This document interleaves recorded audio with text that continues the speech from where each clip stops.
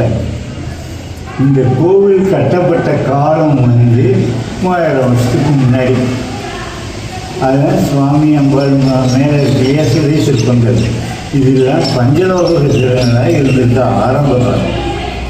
17ஆம் நூற்றாண்டு மாளிகாப்பூர் ஒவ்வொரு கோவிலாக கொள்ளடிச்சு வரும்போது இங்கே வரக்கூடிய செய்தி கேட்டு அங்கே ஒரு சுரங்கம் எடுத்து அதை எடுத்து வச்சுட்டாங்க. இருந்தாலும் இந்த எல்லைக்கு வரும்போது நீங்கள் இந்த ஊர் காவல் தெய்வம்னு சொல்லிட்டு இந்த முன்னாடி பிடாரிடம் இருக்கும், பொன்னியம் இருக்கும். இந்த அம்பாள் நல்லூருக்கும் திருச்செருக்காவூருக்கும் நடுவில் இருக்குது. இந்த அம்பாள் பேர் ஒரிஜினல் பேர் என்னன்னு கேட்டால் பகுடாம்பாள்னு பேர். இந்த அம்பாள் அவங்கள வர விடாமல் ஆக்கிட்டு 30 தேவிகளும் அந்த அம்பாள் மேலே ஒன்று கூடி அவங்கள இந்த கோவிலுக்கு பாதுகாப்பாக நான் தங்குறேன்னு தங்குறேன்.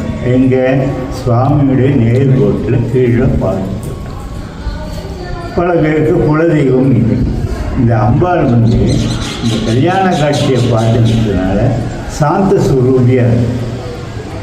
காளியம்னா உக்ரமாக இருக்கும், இங்கே சாந்தம். ஏன்னா அந்த கல்யாண காட்சியை பார்த்துக்கிறதுனால சாந்த சுரூபிகள். அதே நேரத்தில் சந்தான காளின்னு பேர். குழந்தை பாக்கியம் இல்லாதவங்களுக்கு நெய் தெளிவு போடும்போது ஒரு மேலே அந்த துவாரங்களில் ஜீவ அணுக்கள் இருக்குது. அந்த அணுக்களை தான் அடுத்த பிரளயம் ஏற்பட்டதோட அதை பிரம்மாட்ட கொடுத்து சிருஷ்டி ஆரம்பிச்சு. அதுக்காக தான் அந்த துவாரங்களில் கோடான கோடி ஜீவராசிகள் அந்த அணுக்களை பூரா அம்பாள் பார்க்கறதுனால பார்வையிலேயே கர்ப்பரட்சாம்பிகைங்கிறது குருவான கருவை காப்பாற்று. இந்த அம்பாள் எப்படின்னா கருவே வளராதுன்னு சொல்லக்கூடியவங்களுக்கு கரு கூட்டக்கூடிய அம்பாள். அதெல்லாம் இங்கே பூஜைதான். பல பேருக்கு குலதெய்வம் எல்லா பூஜைகளும் இங்கே நடக்கும்.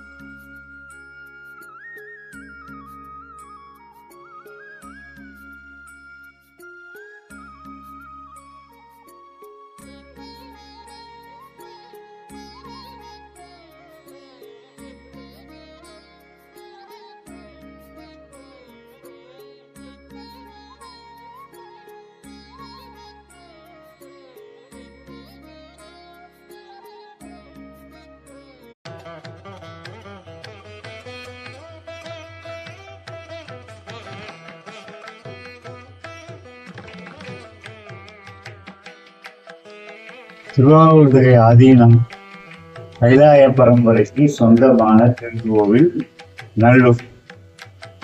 இந்த இடம் கைலாச மலைக்கு இணையான இடம். அந்த மலையை நம்ம பிரதட்சணமாக வரும்போது 5 திசையில 5 நிறமாக தெரியும். மேலே சுவாமி சுயமொழி.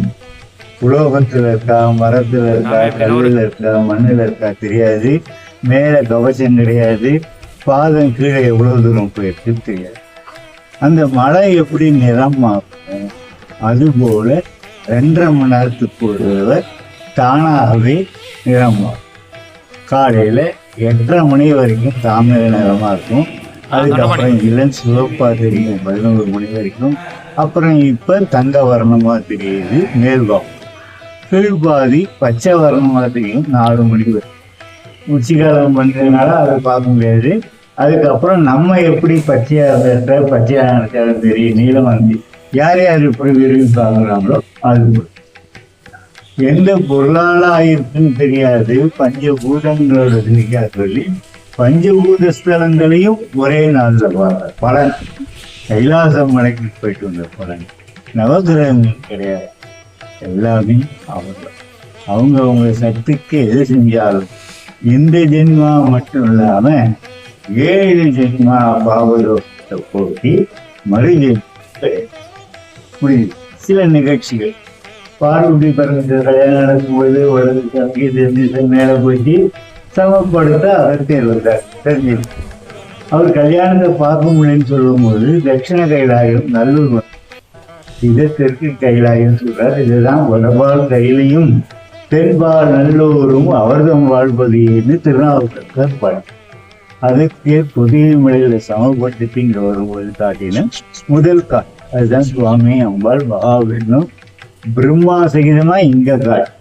இதுக்கப்புறம் தான் வேதாரண்யம், திருமணஞ்சேரி, திருவிழிமலை, குற்றாலம், பாபநாசம், பொதிகை மலை, திருவேற்கா இதெல்லாம் அவர் ஞாபகப்படுத்தின. அங்கே சுவாமி அம்பாள் மட்டும் நின்ற ஓடத்துல. இங்கதான் மகாவிஷ்ணு பிரம்மாவோட இந்த கல்யாணத்தை எல்லாமே திருமணத்துக்கு ஏற்ற இடங்களா இருந்தாலும் இவ்வளவு மகிமை இருக்கிறதுனால இந்த இடத்துல திருமணத்தை அடையிறதுன்னா மாலை போட்டா 90 நாள் தாண்டாம இது பிராக்டிக்கலா நடக்கிறது. பாடல் பிரசனம் 4 பேர் பாடிட்டாங்க, நம்பியார் நம்பி சேக்கிழார் வள்ளலாரும் பல பேர் பாடிட்டாங்க.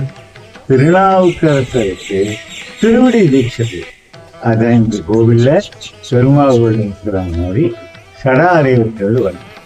சடாரின்னு சொல்றது திருமாவூர் சிவன் கோவிலில் திருவடிகள். இங்கே வந்து காஞ்சிபுரத்தோடு சொல்லிட்டு எல்லாம் விசேஷமா திருவடி வைக்கிறது.